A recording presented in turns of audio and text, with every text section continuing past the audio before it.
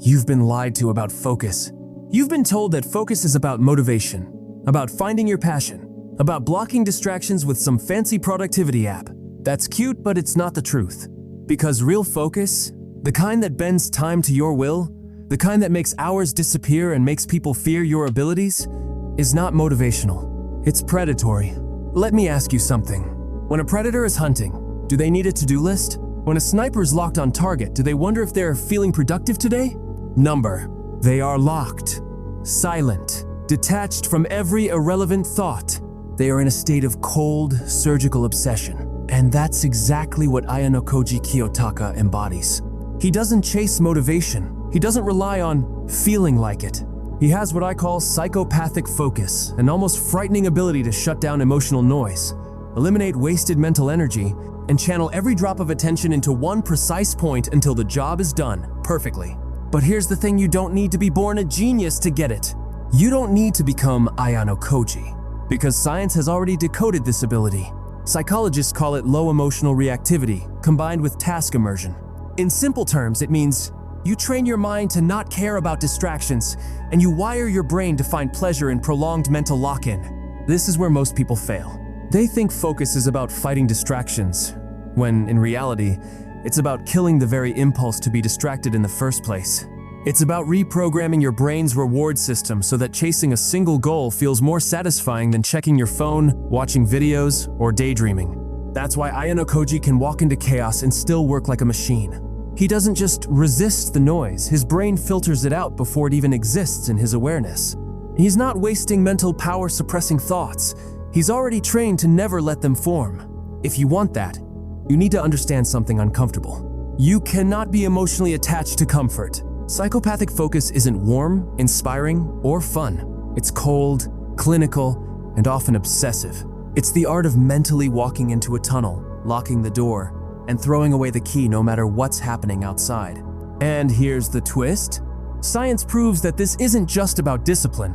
It's about leveraging dopamine control, cognitive narrowing, and deliberate stress adaptation. These are the same mechanisms elite military operatives, championship athletes, and yes, even fictional tacticians like Ayanokoji would rely on to operate at an almost inhuman level. By the end of this video, you will know exactly how to build this ability step by step in a way that makes focus feel natural, almost addictive, so that you stop thinking about working and simply do the work. You won't be motivated. You won't be disciplined. You'll be programmed. 1. Kill the noise before it exists. Most people try to fight distractions. They install focus apps, wear noise-canceling headphones, turn off notifications. That's not focus. That's babysitting your own weak willpower. Ayanokoji doesn't fight distractions, because in his world, they're dead before they're born. This is called attentional gating, a brain process, where irrelevant sensory inputs are filtered out before they reach your conscious awareness. And here's the science. Your brainstem acts as a bouncer for incoming signals. If you train it to reject unnecessary stimuli, distractions stop being a temptation. How do you train this? Environment control first, willpower second. You engineer your surroundings so that nothing irrelevant is even visible. Empty There's desk, something else I really enjoy. phone in another room, only tools you need in front of you. Trigger elimination. Identify exactly what derails you most. It could be a tab, an app, a sound, and make it physically inaccessible. Mental refusal training. Once a day, deliberately expose yourself to something tempting, but refuse to engage for 10 minutes. You're teaching your brain that ignoring temptation is normal, not heroic. When you master this, you don't just focus. You exist inside your task, as if distractions were never invented.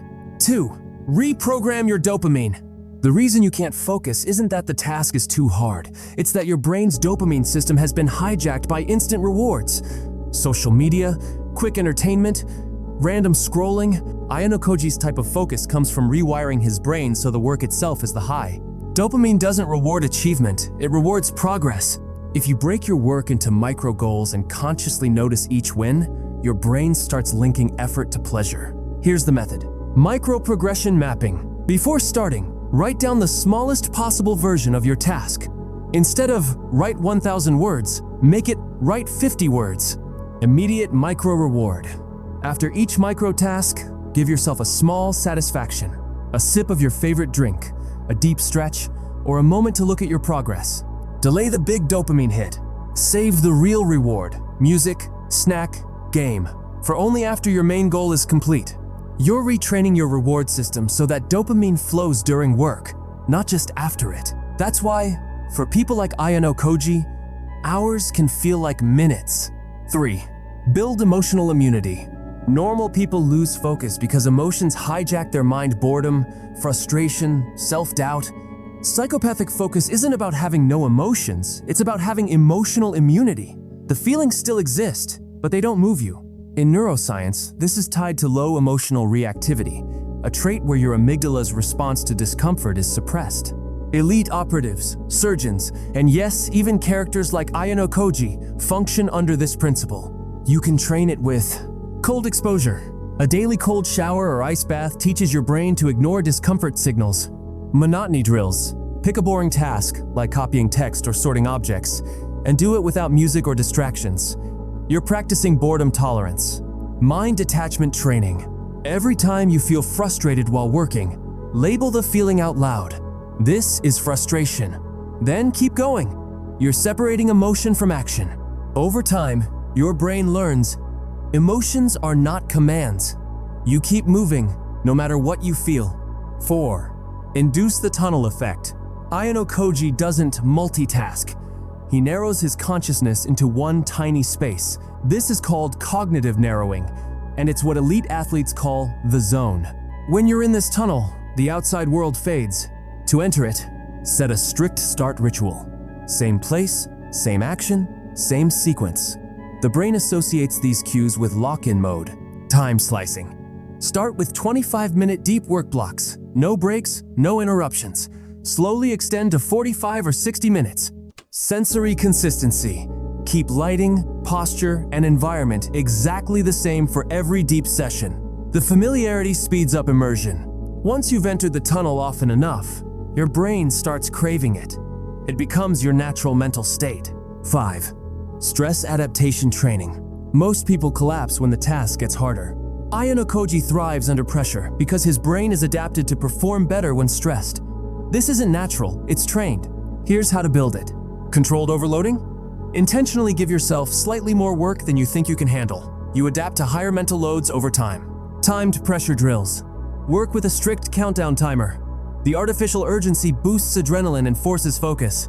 High-intensity brain sprints.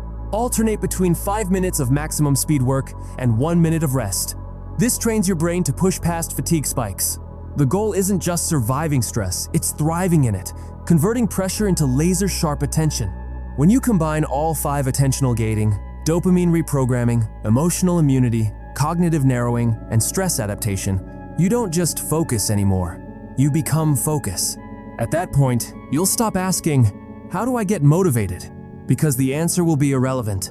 Your brain will already be locked in, just like Ayanokoji. So now you know the truth. Focus isn't about motivation. It's not about some magical study playlist or a trendy productivity hack. It's about becoming the kind of person whose mind doesn't even remember what distraction feels like. The kind of person who can sit in a room full of chaos and still operate like a ghost moving through it. That's not just skill, that's transformation. But here's the uncomfortable part. Very few people will ever try this.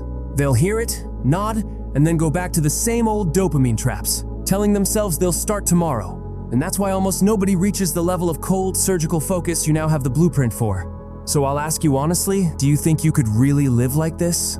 Could you live without comfort, without the easy hits of dopamine, without needing constant stimulation? Could you walk into the tunnel and stay there until the job is done, no matter what's happening outside? Type your answer below. If you're ready to reprogram your brain into something unstoppable, I want to see you say, I choose the tunnel in the comments. If not, admit it. Say why.